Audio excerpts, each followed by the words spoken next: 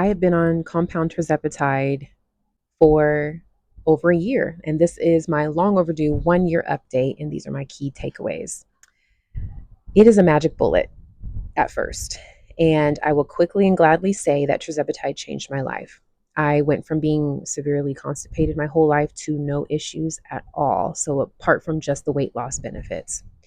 The benefit is my skin has cleared up immensely, and I have far fewer issues with bloating or eczema.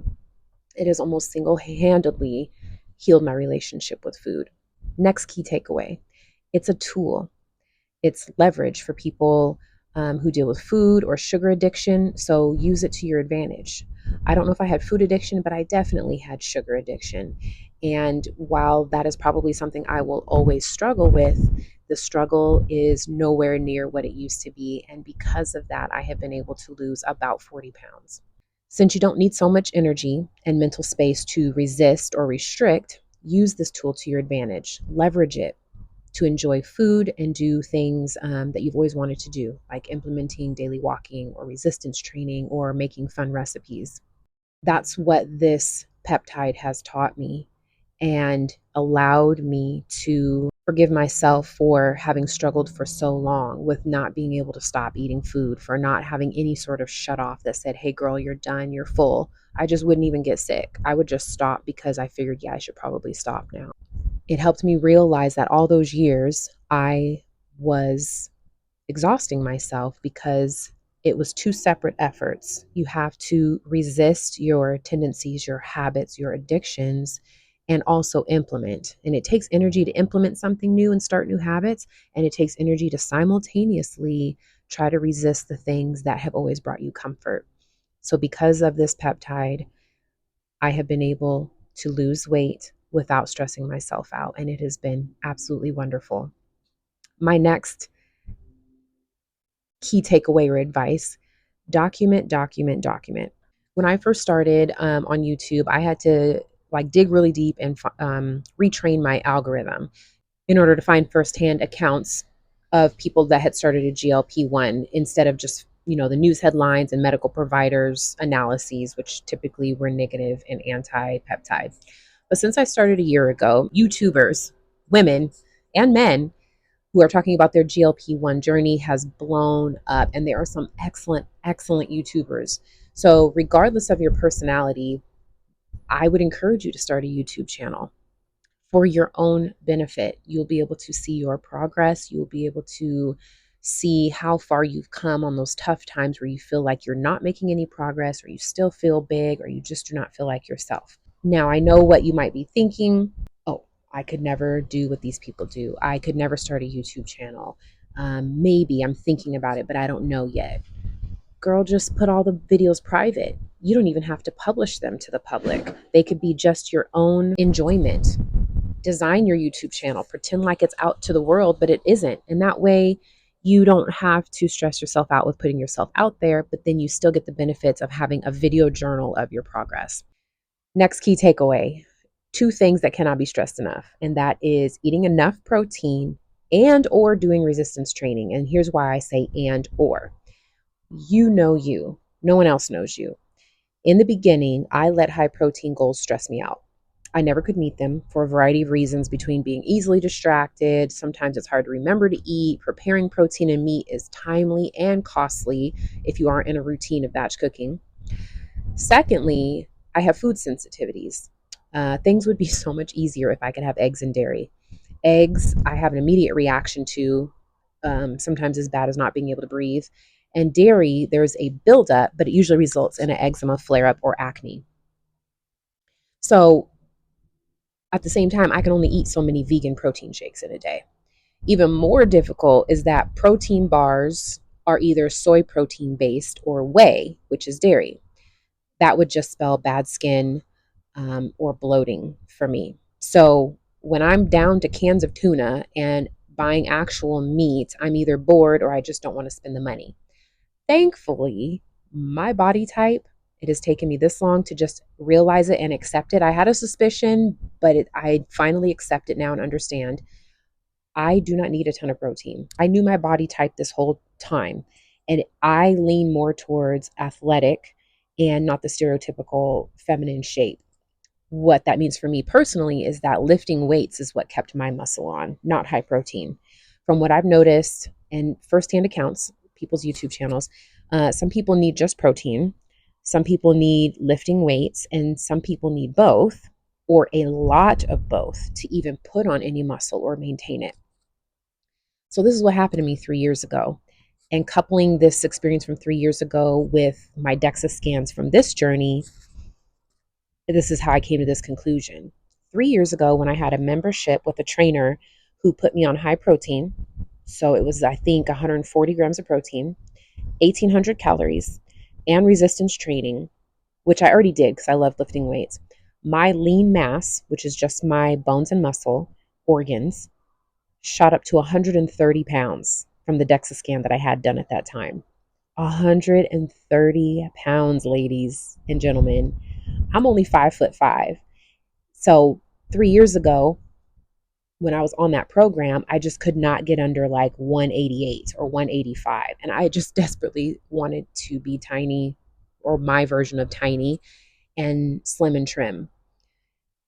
But I couldn't do it because I was just packing on muscle like nobody's business. Still with a jelly belly and all the other typical things. That's what some women weigh altogether, 130 at my height. So the lesson here that I can relate to you is analyze yourself. Be realistic about your own body type and do what works for you. I don't know if it's encouraged enough and put into perspective. So this is the thing. If you've never thought about nutrition or exercise and all of this is new, then experiment. Experiment with your body and see if you need high protein, see if you need just lifting weights, or see if you need a lot of both. Um, I have seen firsthand accounts of people who do great with really high protein, and maybe they don't have to lift weights that much, and they're just kind of like cut. They just like look really good without having to do a whole lot. And also, it depends on your goals. Some of us may just want to slim down. We're not too concerned with it. Um, so maybe they're just doing cardio and walking and watching their calories. You still need to have a good amount of muscle in your body for metabolic reasons, which could be a whole separate video with, research backed and all. So see how your body reacts. And that's where a DEXA scan comes in. Okay, key takeaway DEXA. Research DEXA, DEXA. A DEXA scan is essentially the most accurate way of measuring your body fat percentage. Now, I know some people don't care about all the numbers. They just want to get small. They just want to lose weight. But I am begging you, please, please do it at a minimum of 2 times during your journey. Now, I know it's not accessible to everyone. You may have to do some research. You may have to travel. But a lot of us on this are well into our 30s and 40s and beyond, and it is never more important for our age group to either put on muscle if it's the first time in our life, or to maintain what we have for bone health, for metabolic health. So it is worth the effort, even if you do have to travel. But do your research. So anyway, going back, I don't care if you have lost a bunch of weight, get one done as a baseline. I don't care if you're feel like you're done with your journey, if you're halfway done with your journey, if you've already lost 20 pounds, 50 pounds, 100 pounds, I don't care. Do it as a baseline so that you know where you stand.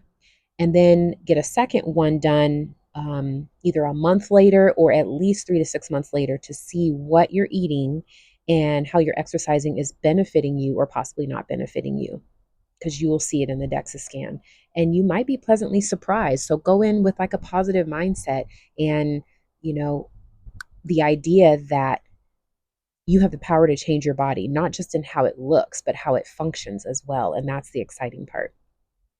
Next key takeaway, your gut health and food sensitivities will affect your results. I have not done any research on this, but I will give you anecdotal evidence.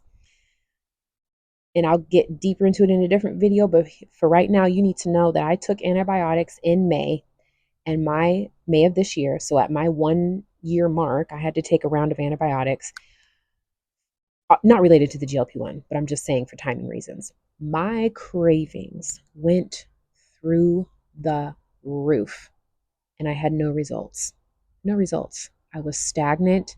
I plateaued and even had weight gain. My weight shot up to 184 pounds between June 20th, when I had my last dose of Tirzepatide, and July 16th, when I got my next order. More on that later. This is just key takeaways right now. Next, okay, so write this down as the final key takeaway. Lowest successful dose. If you're still enjoying life, if you're losing weight and you're feeling good, stay where you're at. I took my very first dose when I started May 13th, 2024, at 2.5 milligrams. On May 20th, a week later, I took 5 milligrams, and I stayed there up until last month, mid July 2025, where I went up to 6 milligrams. But yes, at 5 milligrams, I went from 207 to 161. That is over 22%, I think. It's over 20% of my body weight that was lost, because I was 207 just the month before I started Tirzepatide. Like the day before I started Tirzepatide, I think it was. I got to look again. I was 204. So I know in most of my videos I say I started at 204.6, but honey, I was 207 like a couple weeks before that. 207, and at my lowest 161, which was January of this year, just 8 months ago. And I essentially have been coasting ever since January 2025. It's now August 22nd. And I'll give more details on that whole play by play. So I'm still here. I've been on this over a year. This is actually week 67. So I need to do a week 66 update. I'm about to go back into weight loss mode to lose the final bit of weight. I haven't grown a third eye, I haven't slipped into a coma. There's like, these peptides are fabulous. And anyone who tells you differently doesn't know what they're talking about, okay? Don't listen to them. You know you. Like I said, you know you. You know what you need to do. You know what works for you. So just do it, honey, and don't worry about nobody else, okay? I'm so happy on Tirzepatide. I'm never getting off. The benefits are immense. I mean, sidebar, outtake, this is like off script. I have Hashimoto's, which is an autoimmune thyroid disease. Long story. That could be a whole nother video with a graphic warning on top of it. But last year, about 3 to 4 months into my Tirzepatide journey, I noticed I had to reduce my thyroid medication because I was getting palpitations. I just felt like what I was taking was too effective and I probably could scale back a little bit. I got my thyroid antibodies tested. Then a little bit later, got them tested again, and my thyroid antibodies went down by 20%. I could be wrong, but I know myself enough and what I've been through to know that I personally attribute it 100% to Tirzepatide, because apart from appetite suppression, impulse suppression, it is like an addiction suppression. So the things that would make my thyroid disease flare up, which is heavily indulging in sweets, wheat based products, processed food, I just didn't want them. And after a couple months of no alcohol, no sugar, hardly any wheat, pretty much no dairy, my thyroid antibodies were reduced by 20%. That's incredible. Now, that's incredible. I'm never getting off Tirzepatide. That's just my own, testimony. Other people want to get to their goal and come off of it. Like I said, everyone needs to do what's best for them, and there's more than one way to reach your goal.